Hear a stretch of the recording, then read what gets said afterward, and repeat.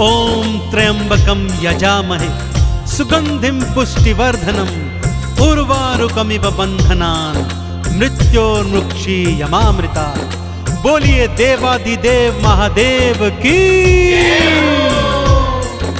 भक्तजनों, भगवान भोलेनाथ की दान वीरता की गाथाएं आपने वेद पुराणों के माध्यम से पढ़ी और सुनी होंगी। जैसे सागर मंथन के समय हलाहल विष का पान करना हो, अथवा ब्रह्मा जी को वेद और रावण को लंका का दान करना हो। परंतु आज मैं आपको परम शिव भक्त भागीरथ की संगीतमय कथा सुनाने जा रहा हूं, जिससे आपको ज्ञात होगा कि किस तरह भागीरथ के आह्वान पर उसके पुरखों को तारने हेतु भगवान शिव ने अपने शीश पर मां गंगा को धारण किया और गंगाधारी के नाम से त्रिलोकी में प्रसिद्ध हुए। तो आइए सुनते हैं शिव भागीरथ की पावन कथा।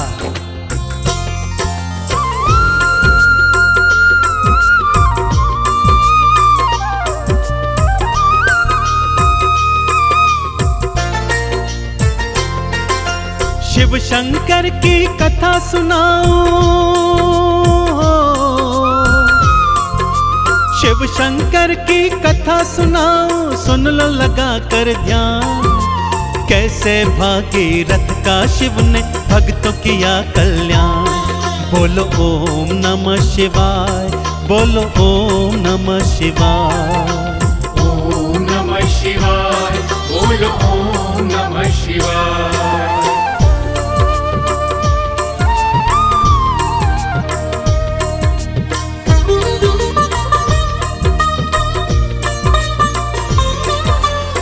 पावन कथा कुछ इस प्रकार से है भक्तों।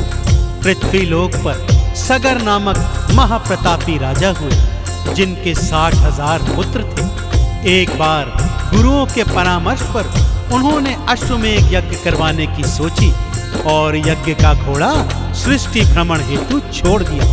इधर इंद्र ने सोचा, यदि यज्ञ पूर्ण हो गया तो ऐसा न हो कि सगर मेरा सिंहासन छीन ले। सो उसने छल से यज्ञ का घोड़ा चुराया और कपिल मुनि के आश्रम में जाकर बांध दिया। सगर के 60,000 पुत्र यज्ञ के घोड़े को ढूंढते कपिल मुनि के आश्रम आ गए। मुनिवर तप में लीन थे, परंतु सगर पुत्र उन्हें निरंतर अपशब्द कहते रहे। मुनिवर ने ज्यों ही क्रोध में नेत्र खोले तो क्या क्या घटित हुआ भक्तों, आइए सुनाता हूं। जैसे ही थे नेत्र खुले, नैनों से निकली ज्वाला।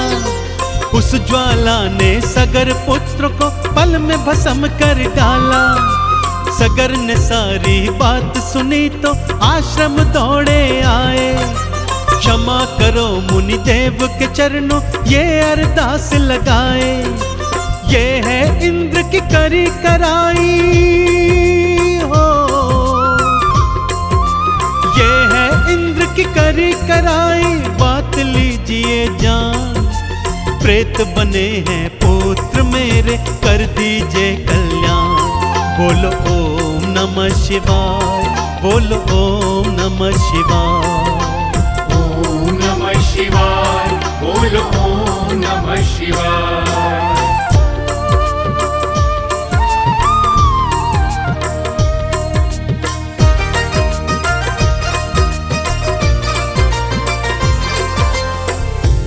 मुनिदेव को जब सत्य ज्ञात हुआ भक्तों, तो उनका क्रोध भी शांत हो गया। सगर से बोले कि हे राजन, मेरा श्राप तो अब वापस नहीं होगा, परंतु तुम्हारे पुत्रों का उद्धार करने का एक उपाय बताता हूं। और वो उपाय है मां गंगा का जल। किसी तरह से मां गंगा को स्वर्ग से धरती पर लाना होगा और उसके जल में इन पुरखों की राख को मिलाना होगा, तभी इनकी मुक्ति संभव है। कार्य दुष्कर है राजन, परंतु असंभव नहीं। तो जाओ और जाकर मां गंगा को धरा पर लाने का प्रयत्न करो। राजा सगर उसी समय वनों में जाकर गंगा मां का तप करने लगे। एक एक कर सगर की अनेक पीढ़ियां तप कर कर हार गई और मृत्यु को प्राप्त हुई। परंतु गंगा को धरा पर न ला सके। अब बारी थी भागीरथ की, कैसे गंगा को लाता है आइए बताता हूँ।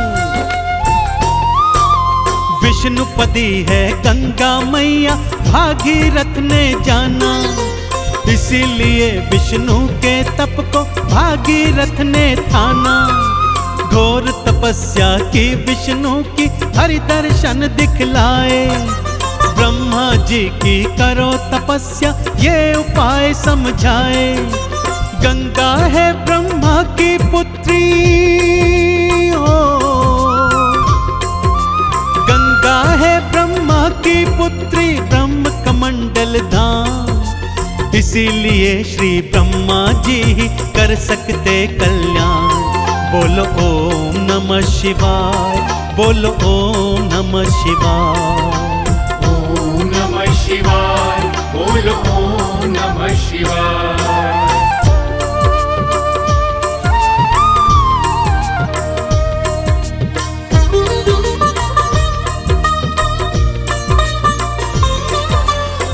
भागीरथ के घोर तप से ब्रह्मा और विष्णु दोनों ने भागीरथ को पुनः दर्शन दिए और गंगा को मृत्यु लोक में भेजने हेतु तैयार हो गए।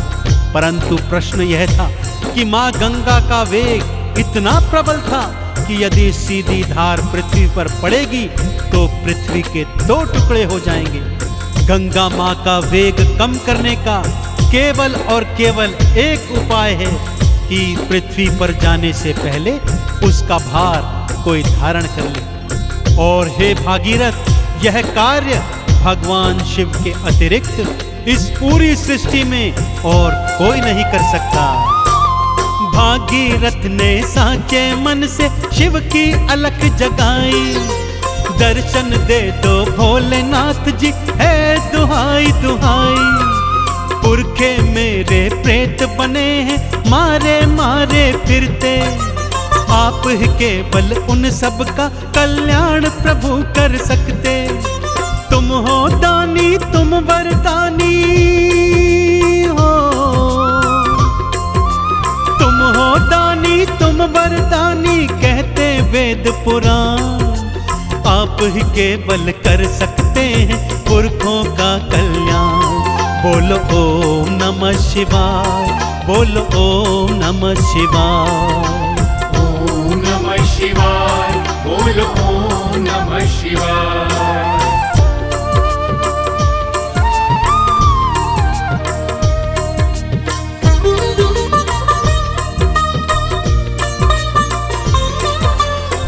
भागीरथ के आह्वान पर भोलेनाथ ने उसे दर्शन दिए। भागीरथ ने चरणों में गिरकर प्रार्थना की। प्रभु श्री ब्रह्मा जी और श्री विष्णु जी का तप किया। उन्होंने बताया कि केवल आप इस सृष्टि में मां गंगा के वेग को धारण कर सकते हैं। प्रभु मेरे पुरखों का कल्याण कीजिए, उनके हित यह कार्य कर दीजिए। प्रभु अपने भक्त का कल्याण कीजिए, कल्याण कीजिए।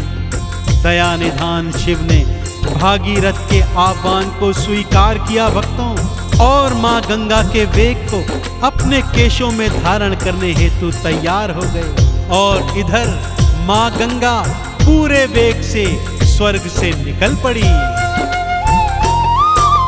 भागीरथ के आवाहन पर शिव जी दर्श दिखाए, गंगा धारण करने हेतु खोल दी अपनी जटाएं। विष्णु नख से निकली गंगा ब्रह्म कमंडल आई, ब्रह्म कमंडल से निकली और शिव की जटा समाई। काम कोई जो कर नहीं सकता हो,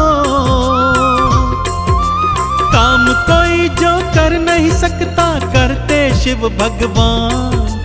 गंगा मैया के प्रबल वेग को शिव ने लीना थाम। बोलो ओम नमः शिवाय, बोलो ओम नमः शिवाय।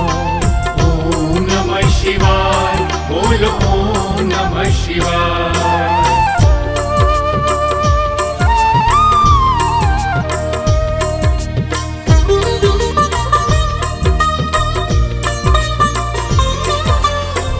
फिर शिव जी ने गंगा माँ की एक निर्मल धारा मृत्यु लोक हेतु भागीरथ के पीछे पीछे छोड़ दी। भागीरथ भगवान शिव की जय जयकार करता, हर हर गंगे बुलाता, आगे आगे चलता और पीछे पीछे माँ गंगा की निर्मल धारा बहती चली जाती।